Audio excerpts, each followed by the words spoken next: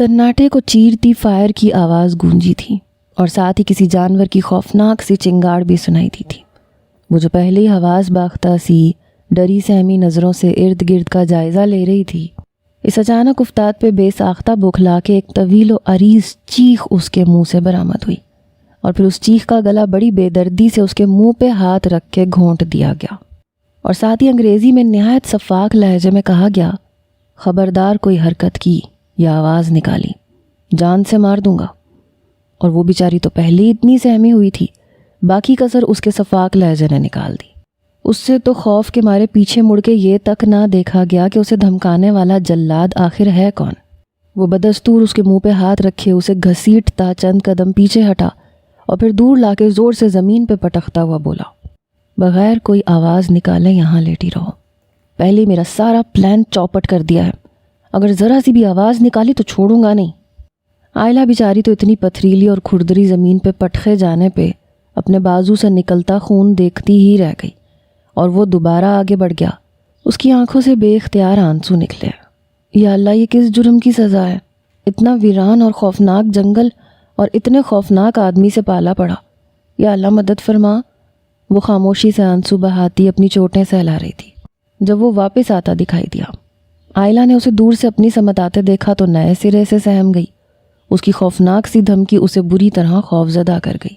तुम्हारी वजह से मेरी इतने दिनों की मेहनत ज़ाया हो गई स्टूपिड गर्ल। मेरा दिल चाह रहा तुम्हारा गला दबा दूँ। तुम्हारी इतनी बेतुकी सी चीख मारने की तुम्हें ज़रूरत क्या थी? अगर इतनी डरपोक हो तो इस जंगल में क्या कर रही हो? जाके अपने घर बैठो आराम से। वो उसके ऊपर खड़ा उसे घूरता हुआ बोल रहा था। अंदाज ऐसे था जैसे कच्चा चबा जाना चाहता हो। 3 दिन से उसकी ताक में था, आज जाके ये सुनहरी मौका मेरे हाथ आया था, पर तुम पता नहीं कहाँ से नाजिल हो गई। ना यूं फजूल तरीके से चीखती, ना वो चौंकता। सिर्फ तुम्हारी वजह से मेरा निशाना चूक गया और गोली उसकी टांग में लगी।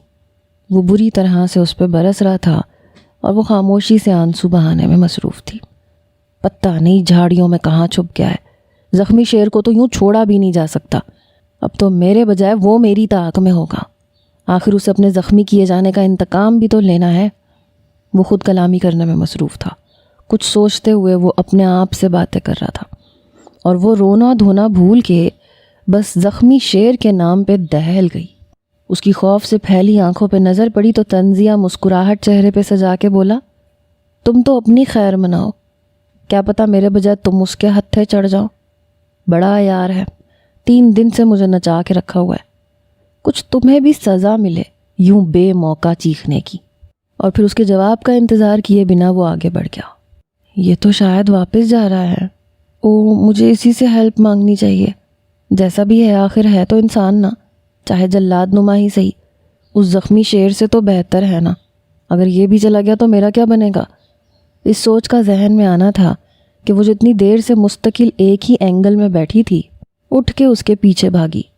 चीख के उसे कसदन आवाज़ नहीं दी कि वो पहले ही उसके चीखने से चिढ़ा हुआ था।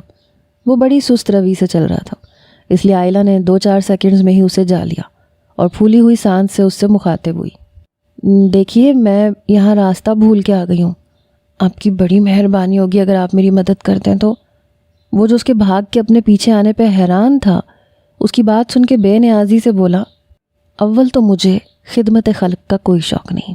दोयम, अगर होता भी तो तुम्हारी तो हरगिज़ ना करता। मेरी तरफ से माजरत। उस पर एक सख्त गुस्से से भरपूर निगाह डाल के जैसे ही आगे बढ़ा, आयला उसके सामने आ गई और हाथ जोड़ के बोली, प्लीज़ आप मेरी मदद कर दें, आपको इंसानियत का वास्ता। देखें, मैं जानबूझ के नहीं चीखी थी। आप मुझे माफ़ कर दें, मैं इस खौफनाक जंगल में खौफ और दहशत से ही मर जाऊंगी। उसके सामने वो हाथ जोड़े खड़ी थी, आंखों में इल्तिजा थी। 2-4 मिनट वो उसे घूरता रहा, फिर आगे बढ़ता हुआ बोला, आओ। वो जो इतनी देर से उम्मीद और बहम की कैफियत में खड़ी थी, एकदम पुरसकून होकर उसके पीछे चल पड़ी, जबकि वो इस बात से कतन बेनियाज नज़र आ रहा था कि वो उसके पीछे आ रही है या नहीं। आयला तकरीबन भाग रही थी, लेकिन फिर भी उससे काफ़ी पीछे थी। भागते भागते उसकी टांगें बुरी तरह शल हो गई थीं, सांस फूल गया था, लेकिन वो फिर भी भाग रही थी, यूं जैसे उसे खौफ हो कि वो उसे छोड़ के चला जाएगा।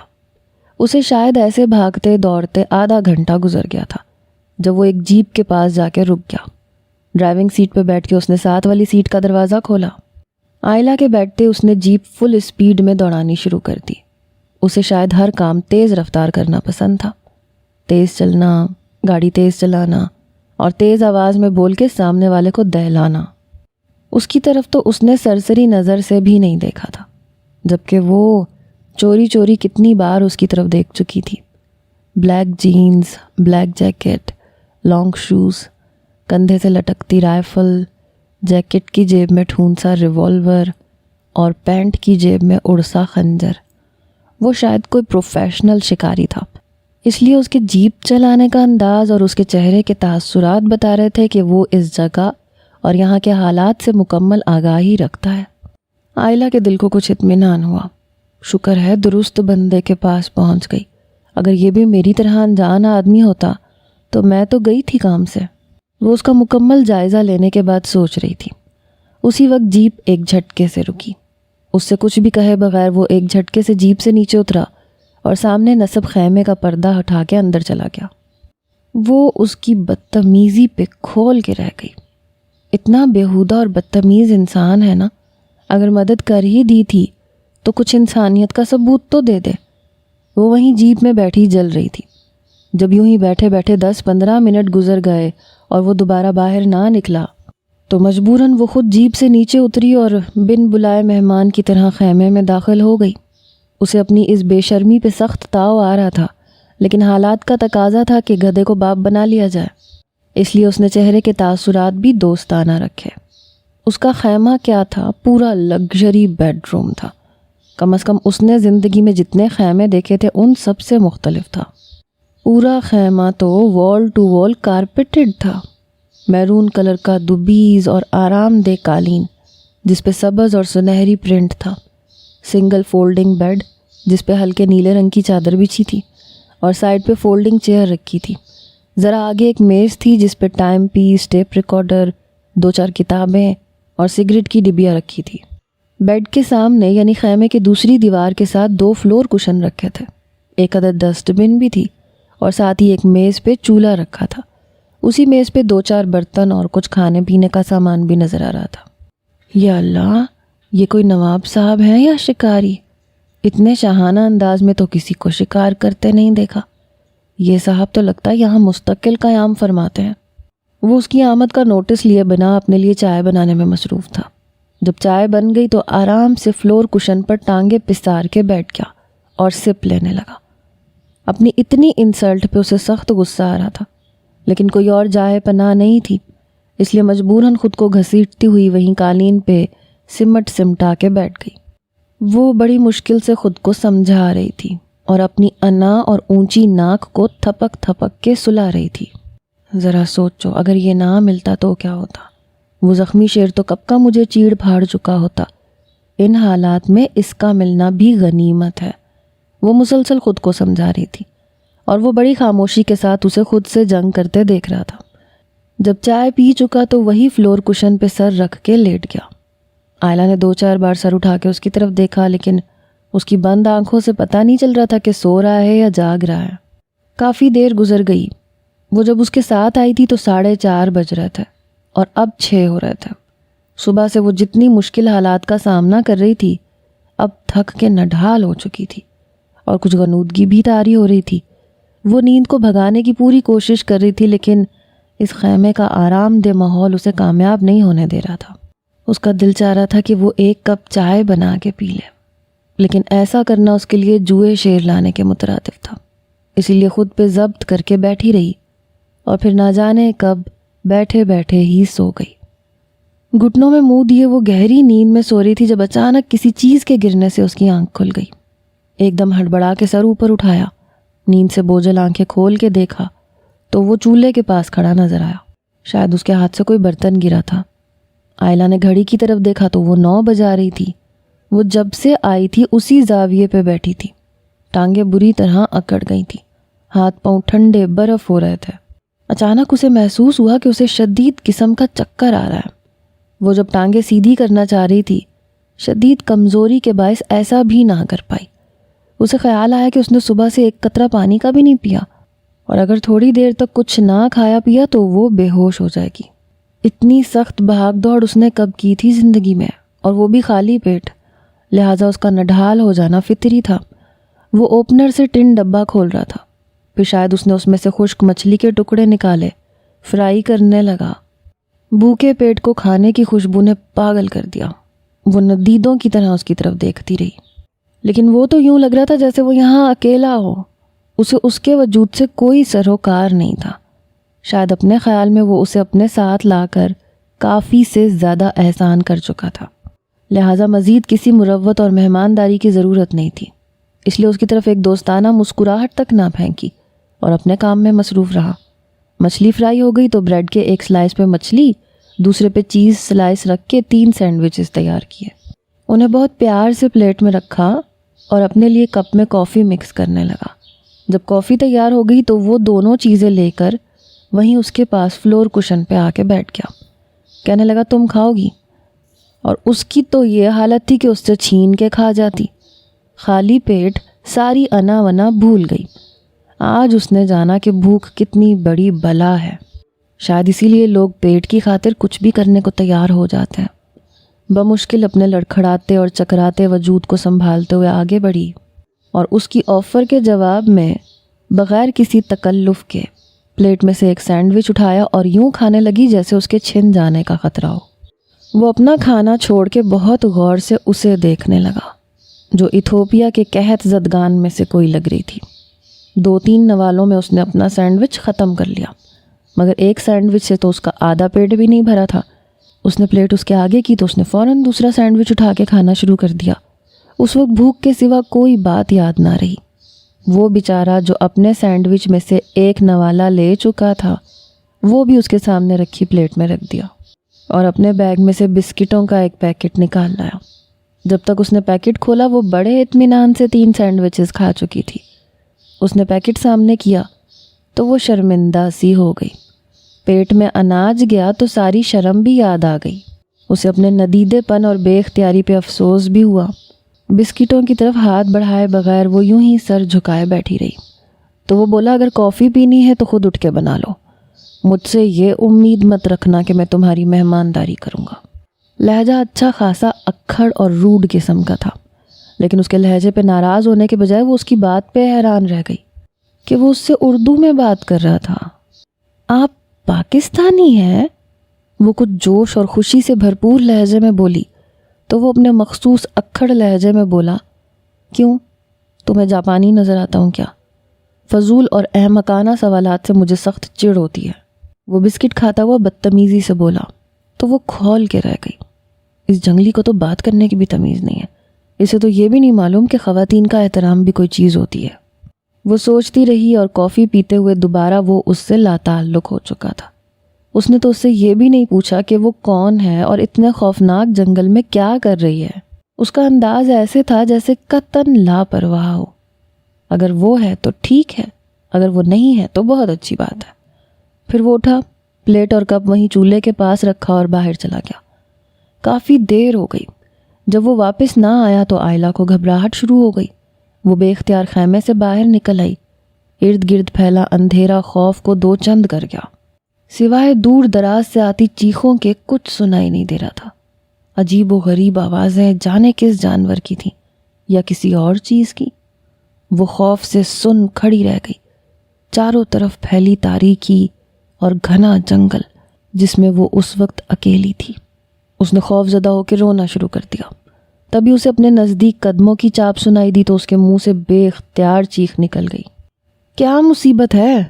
تمہیں چیخنے چلانے کے علاوہ کچھ نہیں آتا؟ عجیب قسم کی لڑکی ہو۔ وہ اسے بری طرح سے ڈانٹتا چلاتا خیمے میں گھس گیا اور وہ آنسو پونچھتی اس کے پیچھے چلی آئی۔ اس کی تمام تر بدتمیزی کے باوجود اس کے ہونے سے ایک عجیب تحفظ کا احساس ہو رہا تھا۔ ایک دم سارا خوف زائل ہو گیا تھا۔ اس نے اندر آ کے ایمرجنسی لائٹ آف کر دی اور کمبل تان کے لیٹ گیا۔ وہ کچھ دیر تو کھڑی اسے دیکھتی رہی، پھر وہیں قالین پہ دونوں فلور کشنز ملا کے ان کے اوپر لیٹ گئی اور دوپٹہ پوری طرح کھول کے خود کے اوپر اوڑھ لیا۔ بھلا ہو اس فیشن کا، اس نے خود ہی سے کہا، ورنہ ٹھنڈی زمین میں ٹھٹھر کے مر جاتی۔ لیٹے ہوئے بھی چند منٹ ہوئے تھے کہ آس پاس آتے جانوروں کی آوازیں اسے خوف زدہ کر رہی تھیں۔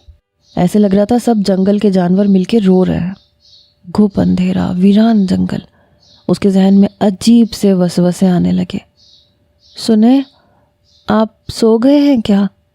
اپنے خوف کو کم کرنے کے لیے بے اختیار پوچھ بیٹھی۔ وہ جو منہ دوسری طرف کیے نیم غنودگی میں تھا جھنجھلا گیا۔ آپ سونے دیں گی تو سوں گا، فرمائیں اب کیا تکلیف ہے؟ منہ دوسری طرف کیے وہ جل کے بولا تھا۔ اس کا لہجہ نظر انداز کر کے اپنی پریشانی بتانے لگی۔ ہم یہاں محفوظ تو ہیں نا؟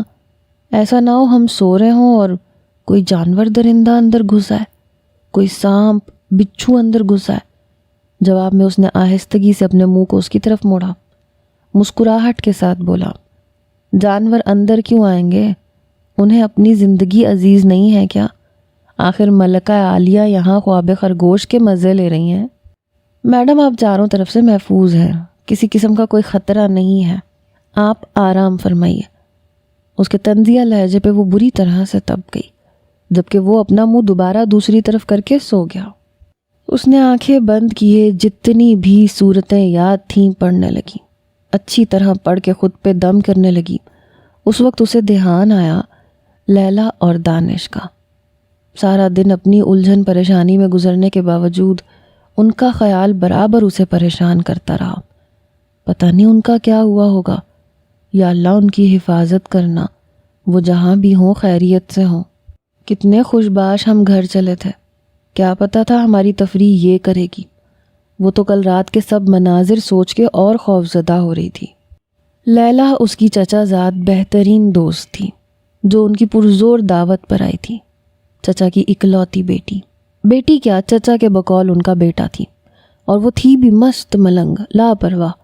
اس کے نزدیک ایسی زندگی کوئی زندگی نہیں تھی جس میں ایڈونچر نہ ہو۔ وہ گھوڑے سے لے کے جہاز تک چلا لیتی تھی۔ ایک چچی جان کے علاوہ سب اس کی حرکتوں سے خوش تھے۔ چچی اس کے مردانہ انداز اور بے تکی حرکتوں پر اسے اٹھتے بیٹھتے آئلہ کی مثالیں دیتی تھیں۔ لڑکیوں کو لڑکیوں والے کام کرنے چاہیے، آئلہ کو دیکھ لو، کوکنگ کتنی اچھی کرتی ہے، بولتی بھی نرم ہے، تمہاری طرح نہیں ہے، اور دیکھو اس کے اندر کتنا دھیما پن اور شائستگی ہے۔ مگر وہ لیلا ہی کیا جس پہ کوئی بات اثر کر جائے۔ وہ چچی کی بات ایک کان سے سنتی، دوسرے سے نکال دیتی۔ دونوں کی شخصیت میں بہت فرق تھا، پھر بھی بہت اچھی دوست تھی۔ ہر سال وہ پاکستان آتے، سال کی باتیں ایک ساتھ کرنے بیٹھ جاتے۔ سارے خاندان میں ان کی دوستی کو حیرت سے دیکھا جاتا تھا۔ کہاں لیلا، جینز شرٹ پہننے والی منہ پھٹ سی لڑکی، اور کہاں آئلہ، شلوار قمیض کے اوپر دوپٹہ پھیلا کے کرتی، سنجیدہ، خاموش طبع۔ سب حیران تھے۔ بچپن سے لے کے آج تک بیسٹ فرینڈز تھیں وہ۔ پچھلے سال جب لیلا کراچی آئی تو کہہ کے گئی تھی کہ اگلے سال تم کینیا آؤ گی۔ یہ کیا بات ہوئی کہ ہمیشہ میں ہی آؤں؟ اب جب یہ پڑھائی سے فارغ ہوئی ہے تو اسے بار بار آنے کا کہنے لگی۔ وہ تو جانے کے لیے بے چین تھی، لیکن اصل مسئلہ اجازت کا ملنا تھا۔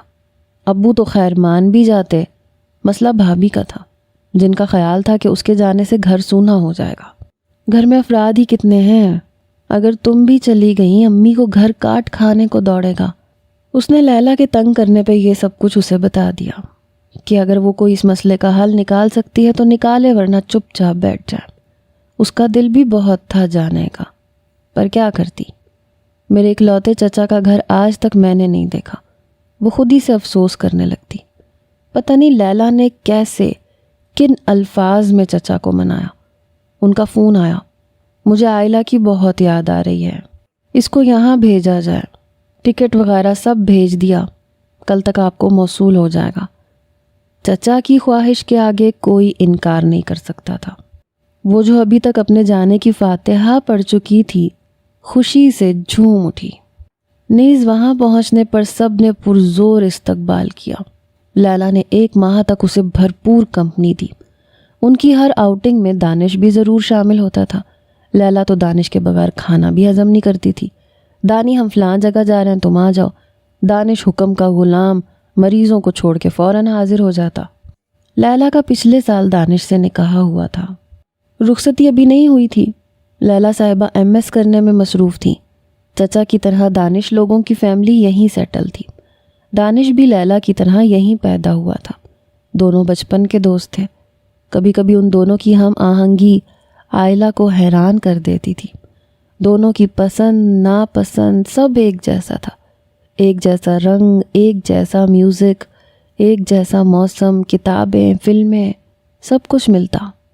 شروع میں عائلہ کو ان کے ساتھ گھومنا کچھ عجیب سا لگتا تھا، ایسے کباب میں ہڈی جیسا، لیکن جلدی اسے غلط فہمی دور ہو گئی۔ اس نے دیکھ لیا تھا کہ یہ عام جوڑوں کی طرح رومانٹک جملوں کا استعمال نہیں کرتے۔ نہ دانش ایسی کوئی بات کرتا جس سے وہ لال پیلی ہوتی۔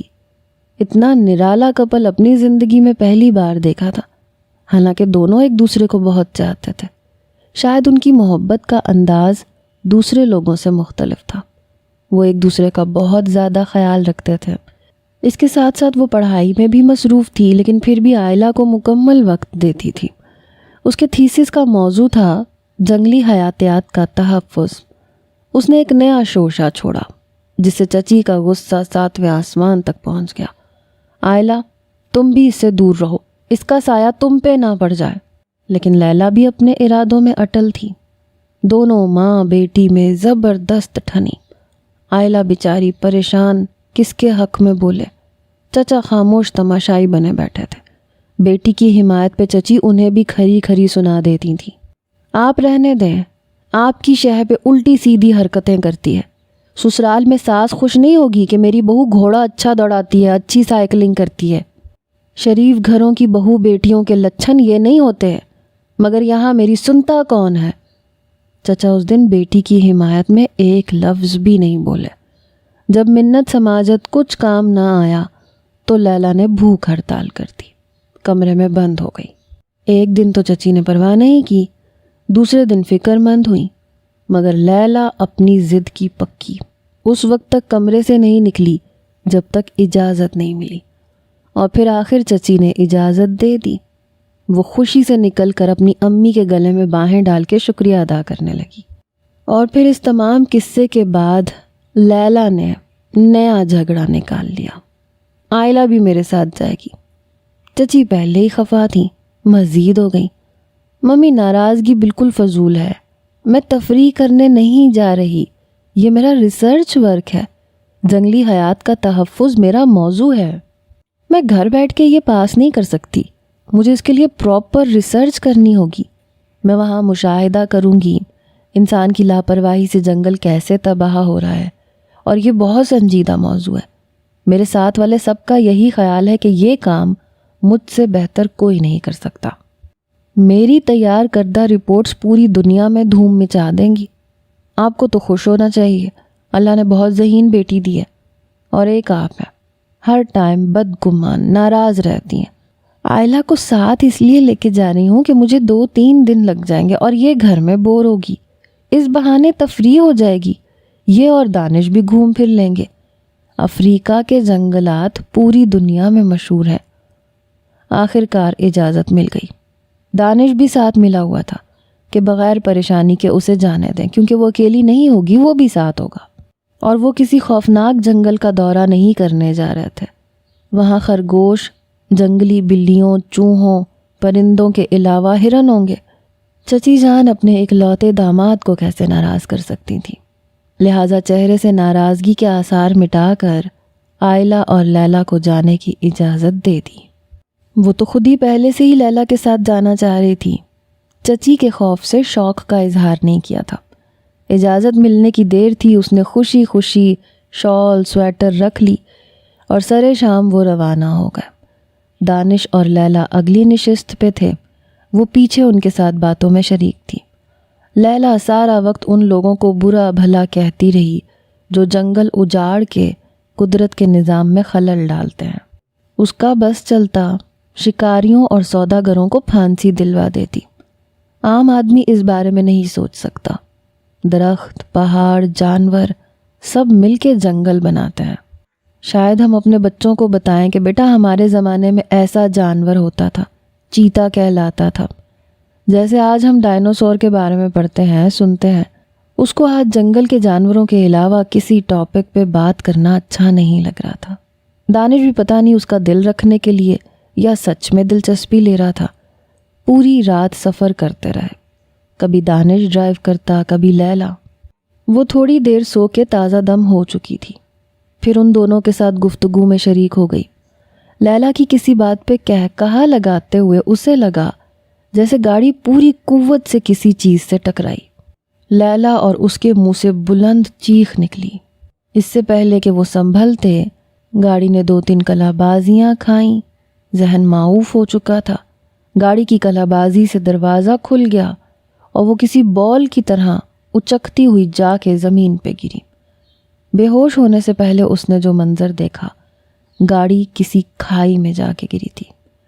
اس کے بعد اسے ہوش نہیں رہا، دماغ مکمل تاریکی میں ڈوب گیا۔ اسے ہوش آیا تو کتنی دیر پتھریلی زمین پہ پڑی رہی۔ اس کے سر کے عین اوپر سورج اپنی شعاعیں بکھیر رہا تھا۔ وہ 10-15 منٹ یوں ہی پڑی رہی، پھر اچانک یاد آیا کہ ان لوگوں کے ساتھ کیا گزری تھی۔ وہ ایک دم اٹھ بیٹھی، پتہ نہیں کسی کی دعا لگی یا معجزہ ہوا، اتنی بری طرح گرنے کے باوجود کوئی زیادہ چوٹیں نہیں آئی تھیں۔ کوہنیاں تھوڑی چھل گئی تھیں، ابھی بھی خون رس رہا تھا، گھٹنے معمولی زخمی ہوئے تھے۔ وہ اپنی چوٹیں نظر انداز کر کے بھاگتی ہوئی اس کھائی تک آئی جہاں گاڑی گری تھی۔ نیچے جھک کے دیکھا تو رونگٹے کھڑے ہو گئے۔ وہ کھائی تو اس کے تصور سے بھی گہری تھی۔ اچھی طرح نظریں دوڑائیں کہ گاڑی کے کوئی آثار ملے، نہ گاڑی نہ ان دونوں کا کچھ اتا پتا۔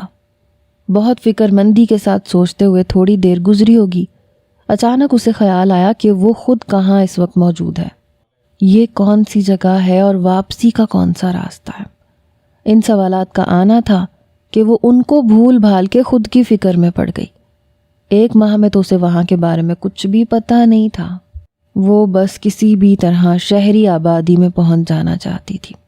وہ نہیں جانتی تھی کہ پوری رات سفر کر کے وہ کس قصبے میں آئے تھے۔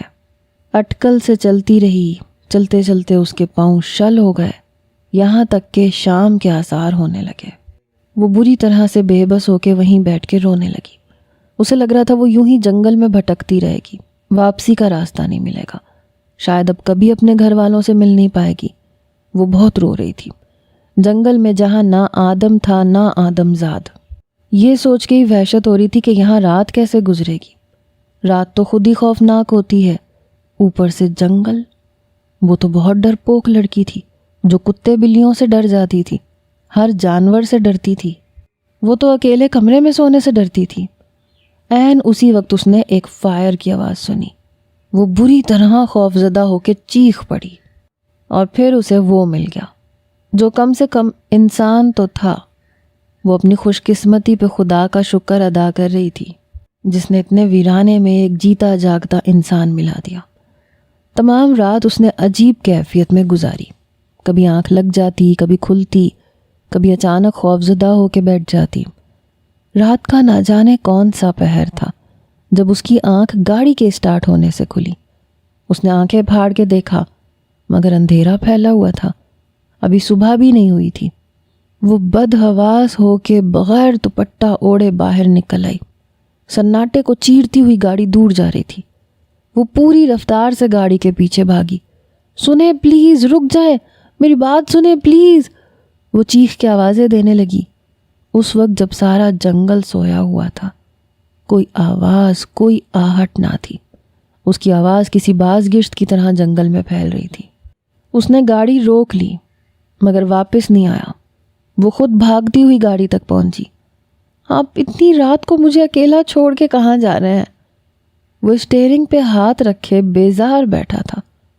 محترمہ، صبح کے 4 بج رہے ہیں، رات کب کی ختم ہو چکی ہے، اور جہاں تک اکیلے چھوڑ کے جانے کا سوال ہے، میں نہیں سمجھتا کہ میں نے ایسا کوئی وعدہ کیا تھا کہ آپ کو اکیلا نہیں چھوڑ کے جاؤں گا۔ اتنی کم ہمت اور بزدل تھیں تو اس جنگل میں کیا کرنے آئی تھیں؟ وہ نکھرے نکھرے کپڑے پہنے کل کی نسبت کافی فریش لگ رہا تھا۔ پتہ نہیں 4 بجے نکلنے کے لیے وہ خود کب جاگا تھا۔ آپ میری مدد کریں پلیز، آپ مجھے یہاں کے کسی بھی شہری قصبے میں پہنچا دیں، میں آپ کا یہ احسان زندگی بھر نہیں بھولوں گی۔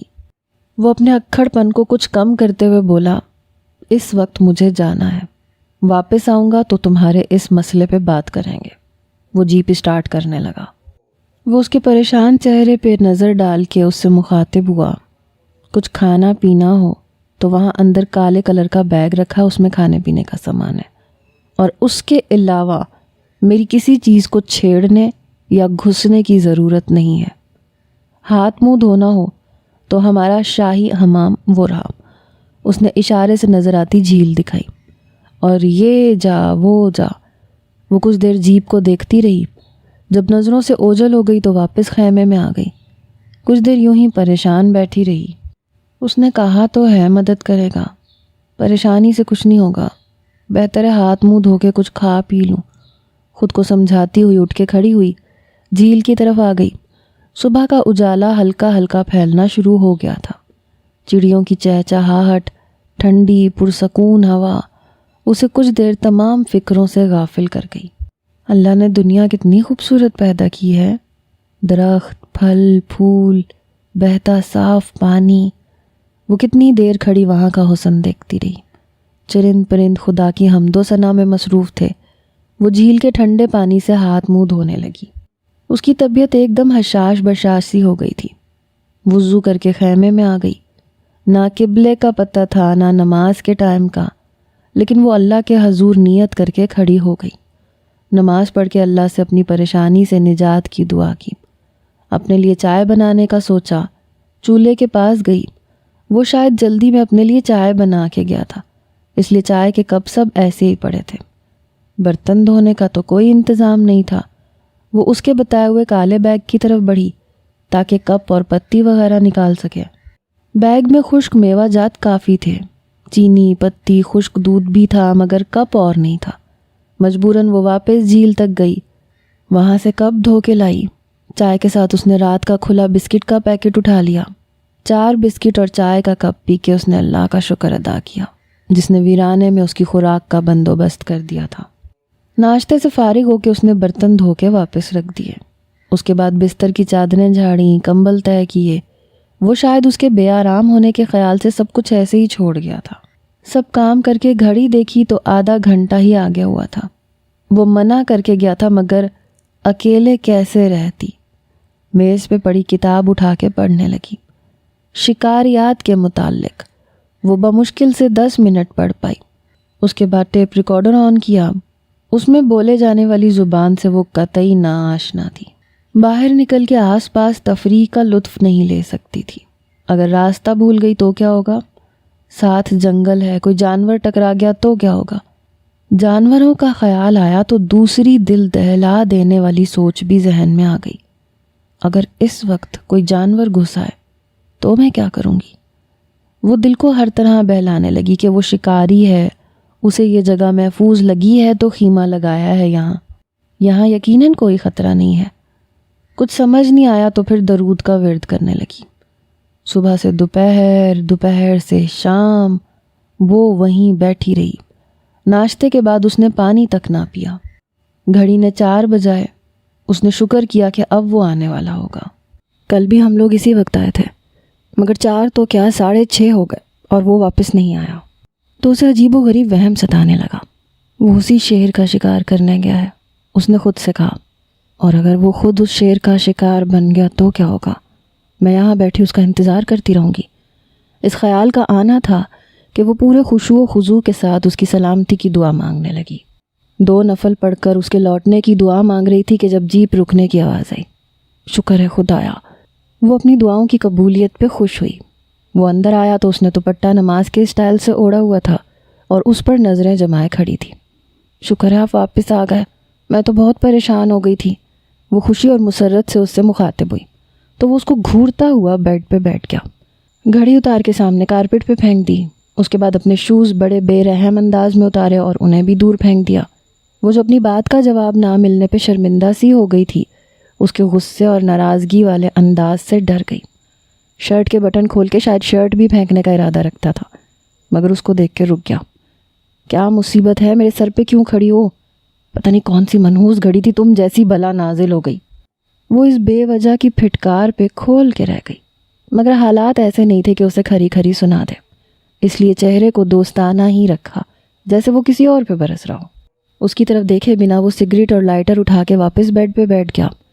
ایک کے بعد دوسری، دوسری کے بعد تیسری سلگاتا رہا اور وہ اس کو خاموشی سے کھڑی دیکھتی رہی۔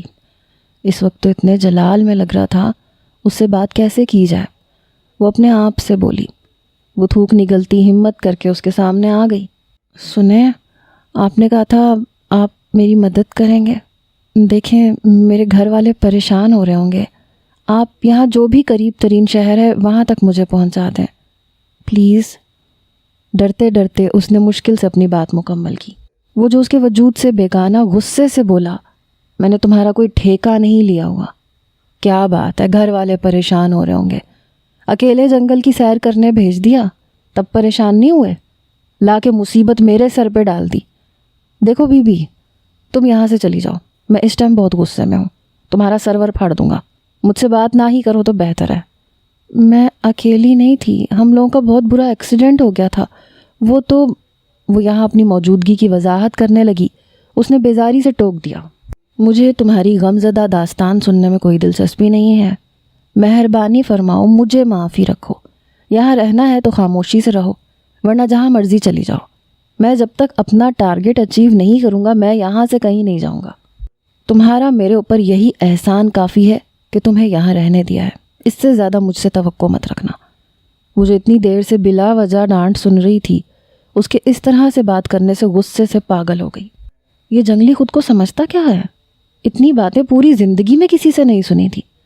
رکھیے اپنا احسان سنبھال کے، مجھے ضرورت نہیں ہے اتنے بدتمیز انسان کا احسان لینے کی، جسے ذرا بھی احساس نہیں کہ میں کمزور بے بس پریشان لڑکی ہوں، آپ کی ہم وطن ہم مذہب بھی ہوں۔ آپ کے لیے درندے انسانی جان سے زیادہ اہمیت رکھتے ہیں۔ جا رہی ہوں میں یہاں سے۔ بھرائی ہوئی آواز میں بولتی باہر کی طرف قدم بڑھانے لگی اور وہ اسے دیکھ رہا تھا، آنکھوں میں حیرانی بھی تھی۔ اب میں چاہے سسک سسک کے مر جاؤں، آپ سے مدد نہیں مانگوں گی، اتنی انا مجھ میں بھی ہے، مگر جاتے جاتے بتا دوں آپ ایک بدتمیز جنگلی اور بد اخلاق انسان ہیں جو کسی کو تکلیف سے بچانے کے لیے کچھ نہیں کرتا ہے۔ میں مر گئی تو میرا خون آپ کے سر ہوگا۔ آنسو صاف کرتے ہوئے وہ باہر نکل گئی۔ اسے اپنا رونا اچھا نہیں لگ رہا تھا۔ اب وہاں سے آ گئی تو رونا کیوں؟ غصے سے نکل تو آئی تھی، اب عجیب آوازیں آ رہی تھیں تو ڈر رہی تھی۔ شام کے ٹائم ایسا عالم تھا جیسے آدھی رات ہو۔ ٹھیک ہے، اگر میرے نصیب میں ایسے مرنا لکھا ہے تو میں بدل نہیں سکتی۔ اپنی بے بسی پہ آنسو بہاتی ایک پتھر پہ بیٹھ گئی۔ چاروں طرف اونچے اونچے درخت تھے، ویرانی تھی، ایسے لگ رہا تھا ابھی کہیں سے بھوت نکل آئے گا۔ ایسی جگہوں پہ تو بدرو بھی بسیرا کرتے ہیں، کوئی چڑیل نوچ کے خون پی جائے گی۔ وہ بلک بلک کے رونے لگی۔ آوازوں میں اب اس کے رونے کی آواز بھی شامل ہو گئی تھی۔ خود کو سمجھتا کیا ہے نواب کہیں کا، اللہ کرے اسے وہی شیر چیڑ پھاڑ کے رکھ دے۔ روتے ہوئے بد دعا دے رہی تھی۔ پیٹھ پیچھے کسی کو بد دعا دینا اچھی بات نہیں ہے۔ جانی پہچانی آواز سن کے سر اٹھا کے دیکھا، وہ سامنے مسکراہٹ لیے کھڑا تھا۔ اس نے نفرت سے منہ پھیرا۔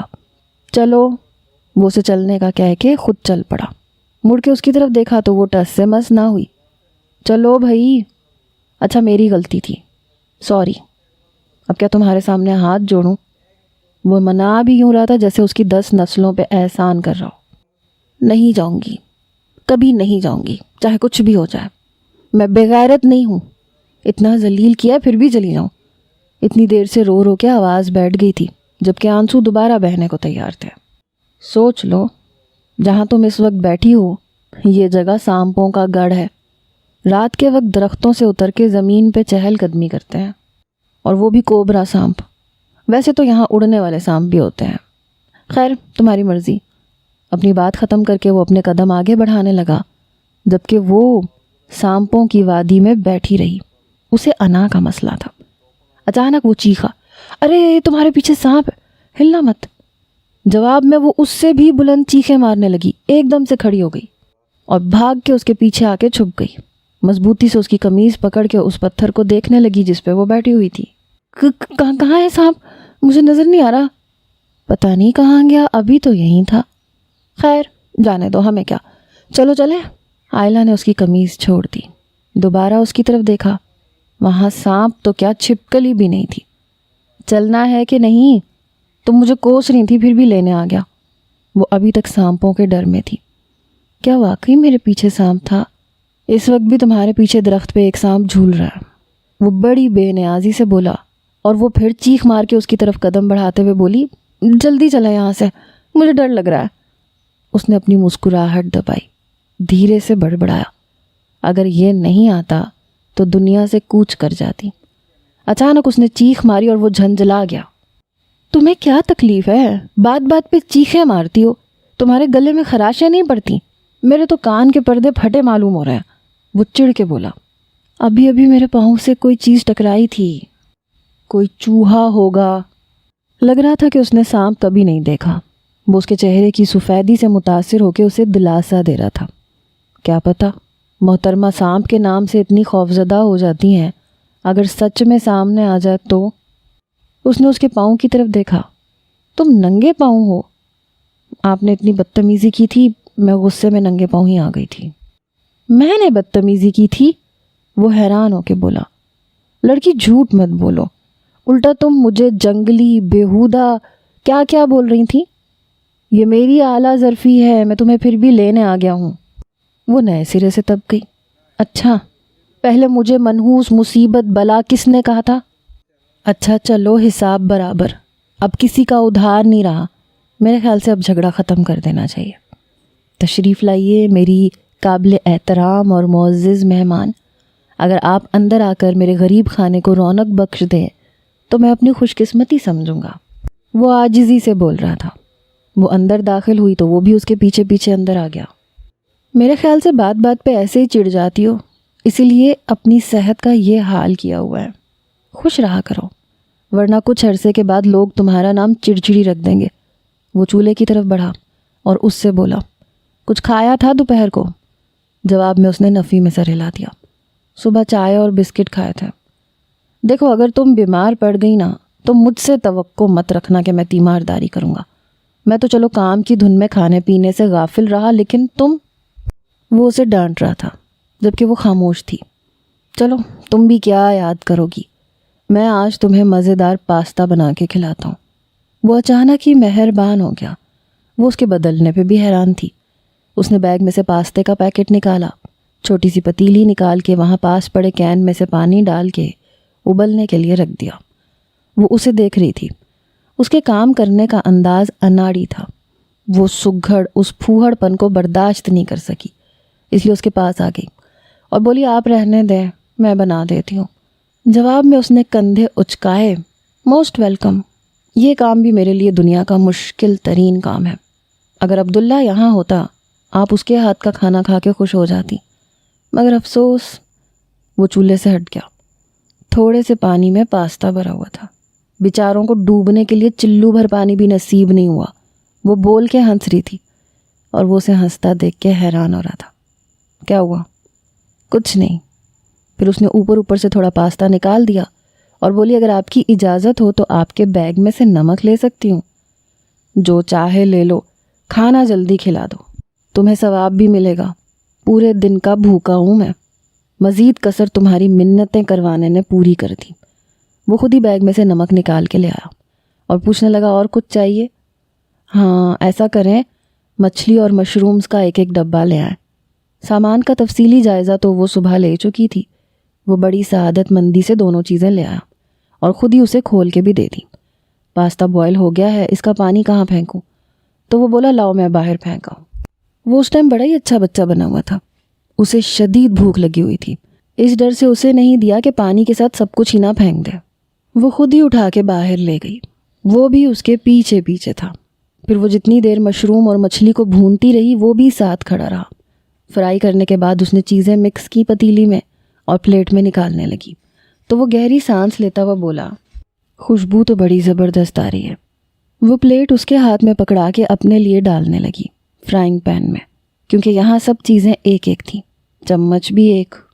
وہ اپنی پلیٹ پکڑ کے کارپیٹ پہ بیٹھا اس کا انتظار کر رہا تھا۔ اپنے لیے اس نے پتی کے ڈبے میں سے چمچ نکال لیا، پھر اس سے ذرا فاصلے پہ بیٹھ گئی۔ وہ بڑی رغبت سے کھانے لگا۔ بڑے دنوں بعد اسے کوئی ڈھنگ کا کھانا ملا تھا۔ وہ کھانے کی تعریف کر رہا تھا، خالی پلیٹ کر کے اور نکال کے لے آیا، جبکہ وہ کھا پی کے فارغ ہو چکی تھی۔ کیا ہوا، تم اتنی جلدی کھا چکی؟ وہ حیران ہوا۔ کل اس کا ندیدہ پن اپنی آنکھوں سے دیکھ چکا تھا، اور لونا اتنا تھوڑا سا کھایا ہے۔ وہ شاید خلوص سے بول رہا تھا، مگر آئلہ کو لگا کہ کل کے حوالے سے طنز کر رہا ہے۔ میں اتنا ہی کھاتی ہوں، شکریہ۔ اس کے جواب میں وہ خاموش ہو کے کھانا کھانے لگا۔ اس نے سوچا اسے اپنے حالات اب تفصیل سے سنا دینے چاہیے تاکہ اسے پتہ چلے کہ میں ایسی ویسی لڑکی نہیں ہوں۔ کل تو میں پورا دن بھوکی پیاسی جنگل میں بھٹکتی رہی تھی۔ لیلا کی نیچر نے سب کو مروا دیا۔ وہ بھی ٹھیک سے بات کر بھی نہیں پائی تھی کہ اس نے بوریت سے ٹوک دیا۔ ظاہر ہے کوئی ایکسیڈنٹ ہی ہوا ہوگا، شوق میں تو تم یہاں نہیں پھر رہی تھی، اس ذکر کو رہنے دو۔ وہ دوسری بار اس کے اوپر گزری بات سننے سے روک چکا تھا۔ اس کا پورا منہ کھلا دیکھ کے وہ ہنس دیا۔ دیکھو اس میں ناراض ہونے کی کوئی بات نہیں ہے، میں تھوڑا عجیب ہوں، کسی کی تکلیف نہیں دیکھی جاتی۔ اب آپ کی کہانی بھی دردناک آہوں سسکیوں والی ہوگی۔ اس وقت میرا رونے کا موڈ نہیں ہے، اور اس وقت تم سناؤ گی تو پھر تم خود بھی روگی۔ پہلے بھی 20-25 لیٹر پانی آپ نے آنکھوں سے بہا دیا ہے۔ عجیب آدمی ہیں آپ کو میرے بارے میں کوئی تجسس ہی نہیں، میں کون ہوں، کہاں سے آئی ہوں۔ وہ پلیٹ رکھنے کے لیے کھڑا ہوا اور کہنے لگا، اچھا یہ بتاؤ کافی میں بناؤں یا تم؟ اس نے بات ہی بدل دی۔ وہ فوراً کھڑی ہو گئی، میرے لیے بغیر شکر کے بلیک کافی۔ جب کافی بن گئی تو کپ اس کے ہاتھ سے لے کے وہ سیدھا ہو کے بیٹھ گیا۔ وہ اپنے لیے گلاس میں ڈال کے لے آئی تھی، دوسرا کشن گھسیٹ کے اس کے پاس بیٹھ گئی۔ کافی کا پہلا گھونٹ لے کے وہ بولا، لڑکی اس میں کوئی شک نہیں، تم کھانا اور کافی بہت اچھی بناتی ہو۔ میرا نام لڑکی نہیں ہے، میں آئلہ ہوں۔ وہ بار بار لڑکی سن سن کے تنگ آ گئی تھی۔ اوہ آئلہ، میں بھی کتنا بھلکڑ ہوں، اخبارات میں آئے دن آپ کی نیوز چلتی رہی، بس ذہن سے نکل گیا۔ اس کی آنکھوں میں شرارت تھی۔ آئلہ نے اس کے بعد اس کے ساتھ کوئی بات نہیں کی۔ کافی پی کے گلاس اٹھا کے میز پہ رکھا اور واپس کشن پہ بیٹھ گئی۔ وہ اس کی خاموشی کو انجوائے کر رہا تھا۔ میرا خیال ہے اب سونا چاہیے، وہ کھڑا ہو کے جمائی لیتے ہوئے بولا، پھر اس کے جواب کا انتظار کیے بغیر بیڈ پہ لیٹ گیا اور ہاتھ بڑھا کے لائٹ بھی بند کر دی۔ ایمرجنسی لائٹ جسے چارجنگ کی شدید ضرورت تھی۔ جیسے ہی گل ہوئی گھپ اندھیرا ہو گیا۔ اس نے کوئی چیز اس کی طرف اچھالی اور کہنے لگا، یہ لے لو۔ وہ جو ابھی وہیں بیٹھی ہوئی تھی، ہاتھ لگا کے دیکھا تو اس نے کمبل دیا تھا۔ اس دن موسم اچھا تھا مگر رات کو سردی تھی۔ کل رات بھی وہ ٹھٹھراتی رہی تھی۔ پہلے اسے دل تھا کہ انکار کر دے، پھر خیال آیا کہ یہ تکلف اسے سردی میں مار دے گا، اس لیے چپ کر کے کمبل اپنے گرد لپیٹ لیا۔ اس کے کمبل میں سے پیاری سی اور سانسوں کو تازہ کر دینے والی خوشبو آ رہی تھی۔ نہ جانے کون سا پرفیوم استعمال کرتا تھا، مگر خوشبو لاجواب تھی۔ وہ خوشبو محسوس کرتے ہوئے آنکھیں بند کر کے سونے لگی تو اس کی آواز آئی، میں تمہیں کل صبح ہی چھوڑ آتا ہوں۔ اپنے دوستوں سے شرط لگائی تھی اور اپنی شکست کو بھول گیا، مگر یہاں مسئلہ یہ ہے کہ اب اس کا شکار میری ضد نہیں، میرا مسئلہ بن گیا ہے، کیونکہ کئی جانوں کے تحفظ کا بھی سوال ہے۔ ہم تو بس شکار کرنے چلے آئے تھے۔ اس کی چالاکی سے میرے سب دوستوں نے سرنڈر کر دیا اور چلے گئے، مگر میں نے ہار نہیں مانی۔ مجھے ہار سے نفرت ہے۔ ان کے جانے کے بعد میں مشن میں ڈٹ گیا۔ پاس والے گاؤں گیا تو پتہ چلا کہ ایک عورت اور 2 بچے اس کا لقمہ بن چکے ہیں۔ وہ سب لوگوں کے لیے شدید خطرہ ہے، اسے ختم کرنا بہت ضروری ہے۔ اس روز وہ میرے شکنجے میں آ گیا تھا، تم نے چیخ مار کے کھیل بگاڑ دیا۔ آج بھی سارا دن اس کی تلاش میں مارا مارا پھرتا رہا، مایوس ہو کے آ گیا۔ امید ہے تم میری بات سمجھ گئی ہوگی۔ آئلہ جواب میں خاموش رہی۔ تو وہ بولا، کچھ تو فرمائے آئلہ اکرام صاحبہ۔ اس کے نام پہ زور ڈال کے بولا، میں نے آپ کی تمام تقریر سن لی محترم وقار احمد صاحب۔ وہ ہنس پڑا، اتنے اندھیرے میں دکھائی نہیں دیا، آواز ہنسی کی آئی تھی۔ بہت خوب، ویسے تم نے میرا نام کیسے معلوم کر لیا؟ آپ کا تازہ انٹرویو سنا تھا، وہیں سے۔ اسے ادھار رکھنا نہیں آتا تھا اس لیے بول گئی۔ وہ بے ساختہ بولا، تم نے پڑھا تھا میرا انٹرویو؟ تبھی میں سوچ رہا تھا تم مجھ سے امپریس کیوں ہو۔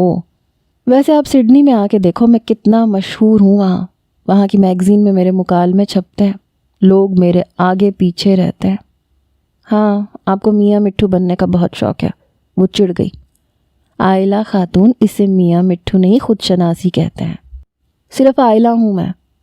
خود شناسی نہیں خود پسندی کہتے ہیں۔ گڈ نائٹ بول کے وہ کروٹ بدل کے سو گئی۔ وہ بولا صرف آئلہ اگر یہ خود پسندی ہے تب بھی کچھ غلط نہیں۔ آج کے دن کے تمام واقعات سوچ کے نہ جانے کب اسے نیند آ گئی۔ اس کی آنکھ کھلی تو وہ چولہے کے پاس کھڑا تھا، چائے پی رہا تھا، میز پہ موم بتی جلا رکھی تھی۔ اس نے گردن موڑ کے اسے دیکھا تو وہ چائے اور سلائس تیز تیز کھا رہا تھا۔ گیلے بکھرے بال بتا رہے تھے کہ صبح نہایا ہے۔ گھڑی آج بھی کل کی طرح 4 بجا رہی تھی۔ ہلکی نیلی جینز پر سلور ٹی شرٹ پہن رکھی تھی۔ اسے اپنی طرف دیکھتے پایا تو مسکرا کے بولا سو جاؤ ابھی بہت صبح ہے۔ وہ خاموش پڑی رہی۔ کپ رکھ کے وہ اپنے بیگ میں سے رائفل ریوالور نکالنے لگا۔ اس کے بعد شوز پہنے، گھڑی باندھی، نکلنے لگا تو وہ اٹھ کے بیٹھ گئی۔ کہنے لگی اور اگر وہ 1 ہفتہ آپ کے قابو میں نہیں آیا تو آپ ہفتہ بھر یہیں رہو گے؟ ہفتہ کیا اگر وہ سال بھر بھی نہ آیا تو میں یہیں رہوں گا۔ تو وہ پریشان ہو کے بولی کچھ میرے حال پہ رحم کرے، میرا کیا قصور ہے؟ تم یہاں رہو نا، یہاں مزے سے کھاؤ پیو، مجھے بھی کھلاؤ، ثواب کماؤ۔ اچھا باقی باتیں رات کو ہوں گی، اللہ حافظ۔ وہ اس کے پریشان چہرے پہ نگاہ ڈال کے باہر نکل گیا۔ اس کے جانے سے نیند کہاں آتی، اس کے ہونے سے عجیب سا تحفظ ملتا تھا، اس کے جاتے ہی وہ ختم ہو جاتا تھا۔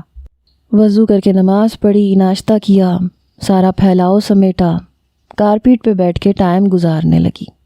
کتنا گندا حلیہ ہو رہا ہے میرا، کاش کوئی دوسرے کپڑے ہوتے تو بدل لیتی۔ اس کی نفاست پسند طبیعت کو گراں گزرا۔ اچانک اسے خیال آیا، اٹھ کے کھڑی ہوئی۔ اسے کیا پتہ چلے گا، وہ تو شام کو آئے گا، تب تک میرے کپڑے سوکھ بھی گئے ہوں گے اور میں اسی حلیے میں نظر آؤں گی۔ وہ اپنے آپ کو سمجھاتی ہوئی شجر ممنوعہ کی طرف بڑھی۔ پہلے بیگ میں تو شکار کا سامان تھا، دوسرے بیگ میں کپڑے دیکھ کے ایکسائٹڈ ہو گئی۔ کپڑے ایسے نکالے کہ اسے پتہ بھی نہ چلے کہ کوئی اس کے بیگ میں گھسا تھا۔ بڑی احتیاط سے صابن شیمپو نکال کے جھیل کی طرف آ گئی۔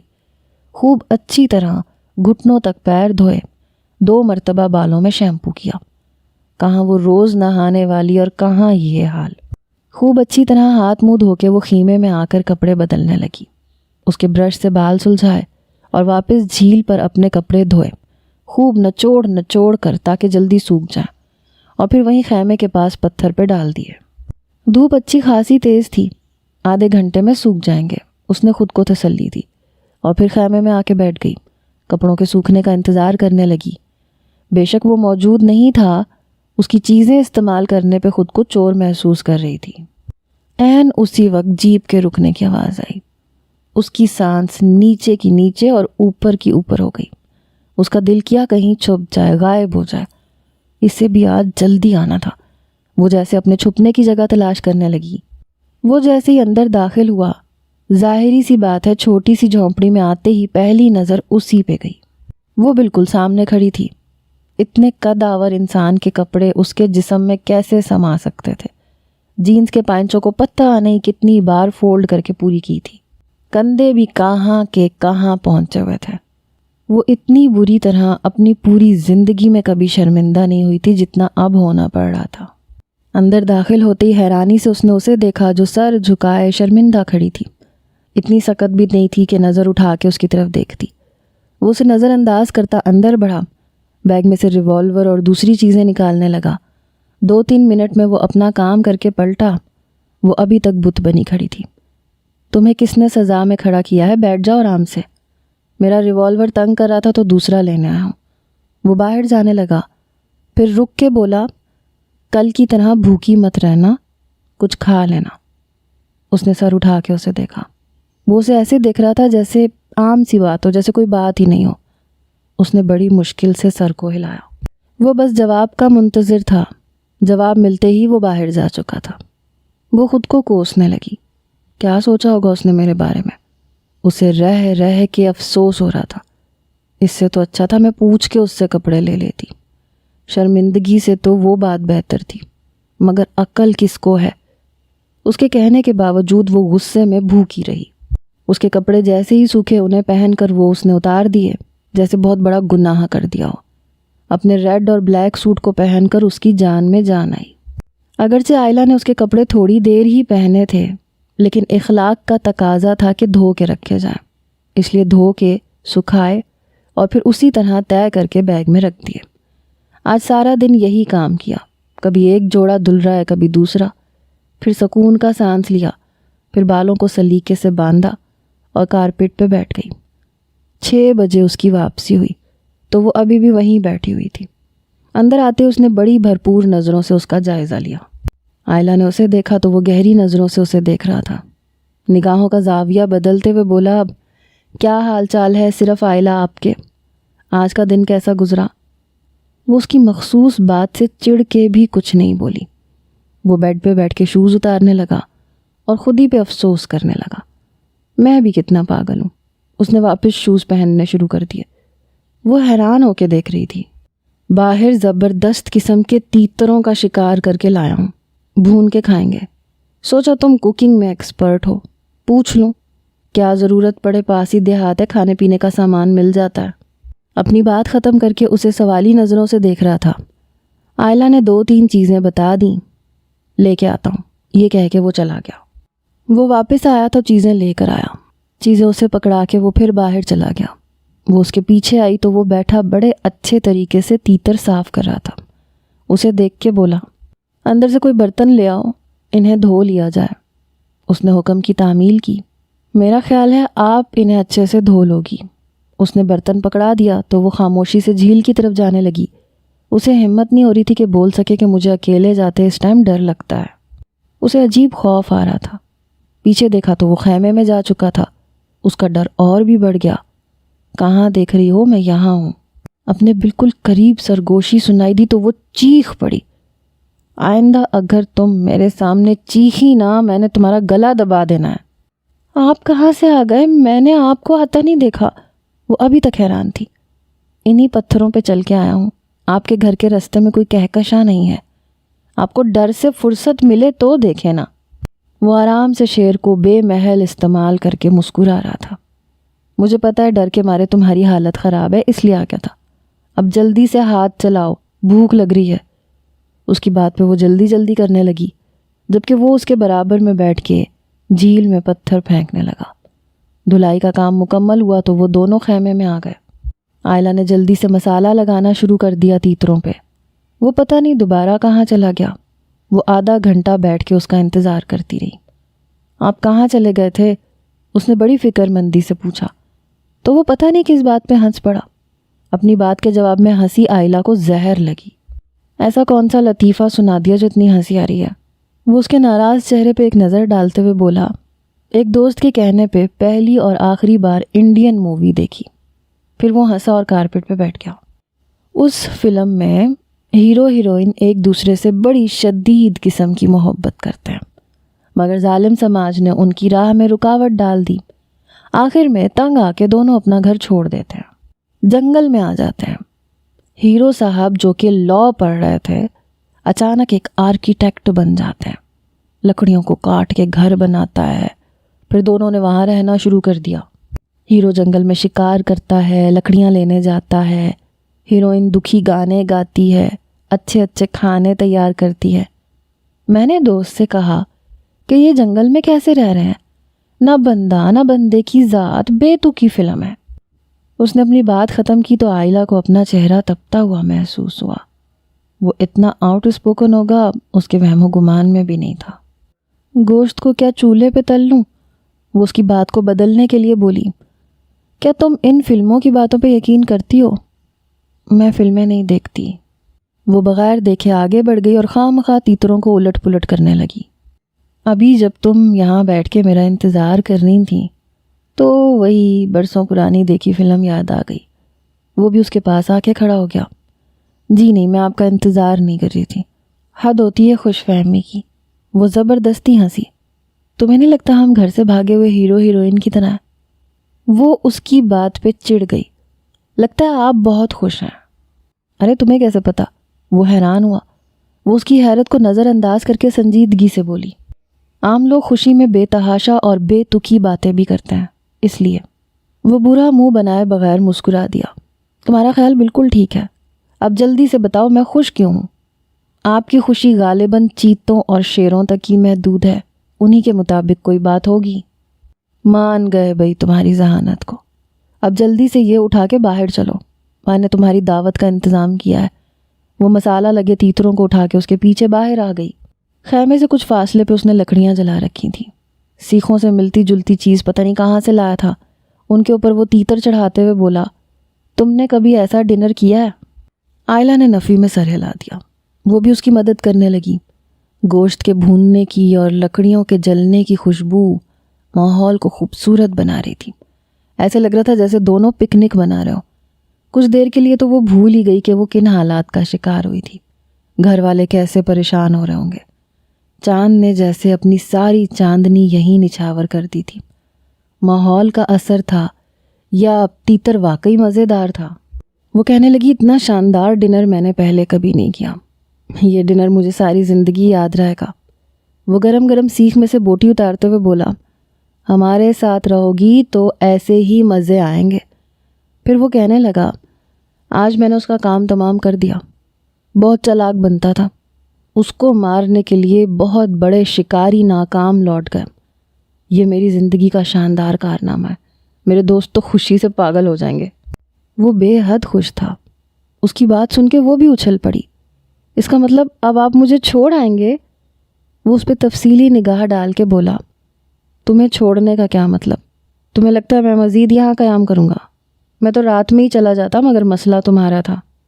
میرا کیا مسئلہ؟ ابھی چلے نا، آپ کو میری وجہ سے کوئی پرابلم نہیں ہوگی۔ میں وعدہ کرتی ہوں میں آپ کو بالکل بھی پریشان نہیں کروں گی۔ وہ گہری سانس لے کے بولا، پاگل ہو تم، پتہ نہیں تمہارے گھر والوں نے اتنے خطرناک جنگل میں کیسے آنے دیا۔ اس کی بات پہ وہ چڑ کے بولی، میری ساری بات کبھی سنی ہی نہیں ہے آپ نے، اس لیے مہربانی کر کے خاموش ہی رہیں۔ وہ اس کی بات پہ کہا لگا کے ہنسا تھا۔ اچھا دل چھوٹا نہ کرو، آج سناؤ، آج میں خاموشی سے سنوں گا۔ وہ اس کے شرارتی لہجے پہ چڑ گئی اور اٹھ کے چل پڑی۔ دیکھو ابھی اتنا اچھا کھانا کھلایا، اسے غصے میں ضائع مت کرو، ورنہ تمہارے گھر والے سوچیں گے میں نے کچھ کھلایا پلایا ہی نہیں۔ وہ بنا کچھ کہے خیمے میں آ گئی۔ کچھ دیر میں وہ بھی اندر آ گیا۔ آئلہ بیڈ پہ بیٹھی تھی۔ اٹھو یہاں سے، اسے اٹھنے کو کہا تو وہ چپ چاپ اٹھ گئی۔ اس نے اپنے سنگل بیڈ کو جو صوفے کا کام بھی دیتا تھا فولڈ کرنا شروع کر دیا۔ بیڈ فولڈ ہو کے چھوٹے سے سوٹ کیس جیسا ہو گیا۔ وہ یہ سب دیکھ رہی تھی۔ میرا خیال ہے تم مہمان بن کے کھڑی ہونے کے بجائے میرا ہاتھ بٹاؤ تاکہ جلدی ہم یہاں سے روانہ ہو سکیں۔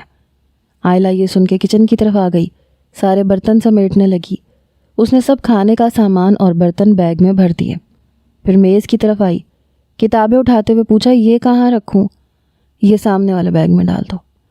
سب سامان بند گیا تو وہ اٹھا کے جیپ میں رکھنے لگا۔ تیسرا چکر لگا کے آیا تو شرٹ ہاتھ میں لیے کھڑی تھی۔ کیا ہوا؟ اس نے جواب دینے کے بجائے دونوں چیزیں اس کی طرف بڑھا دیں۔ یہ رکھ لیں، تم خود ہی رکھ دو۔